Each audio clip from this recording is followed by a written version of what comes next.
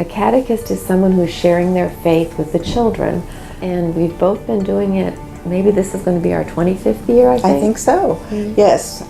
We volunteered separately. We didn't know each other. And then later on, we were paired together, and we have been together ever since, probably 22 years or so. Yes. I think in the very beginning, when we first started as catechists, we volunteered, and as most volunteers for catechists, it's a little scary because you don't know that you know what you know. So we started going we started going to classes. So we started learning about the Word. And I think that sometimes they come in, they're a little indifferent, they don't really know why they're there. And truly by the end of the year, they are our most spiritual, most, humble and loving child.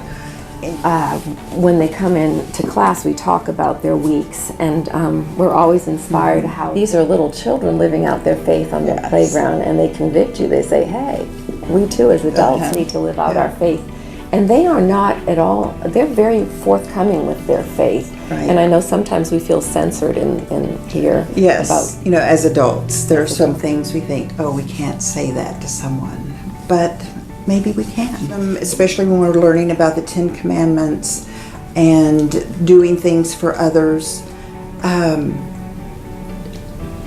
They come back with those stories, and they inspire us because they are listening to us and they are trying to live their faith. It's hard to explain what the children give you with their innocence and humbleness.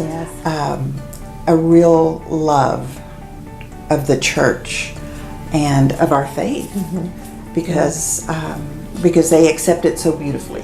I've been teaching at St. Monica's for a little over a year now, for their confirmation program and the youth ministry program. And throughout the year, every Sunday when we meet, you see them open up a little bit more. And when you first start talking, it's scary because no one asks you a question. They don't seem interested at all. But by the end of the year, little by little, they start opening up. And they start telling you about their lives and their struggles and asking for advice. And I think and as these kids have come to me and asked me questions that I might not know the answers to, I have to go find those answers. And just so I make sure that they know, that they have all the resources they need at their disposal as they go through life and this journey with Christ. And I've learned so much more than I had previously just because these kids have asked questions that I never even thought of.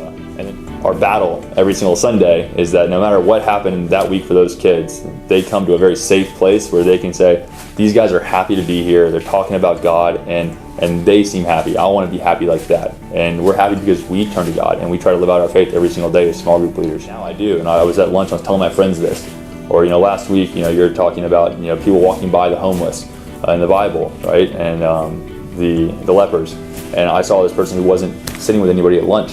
And I decided I was going to go sit with them. Seeing that, it really makes my heart jump for joy because you're like, wow, you're doing things that kids your age never do. And that's really powerful to see, that transpire. And seeing kids go, I started praying at lunch this week. Cool. They're doing their own faith, they're walking with their own relationship with God. And that's probably the most impactful and rewarding thing, seeing these kids start living it out at such a young age.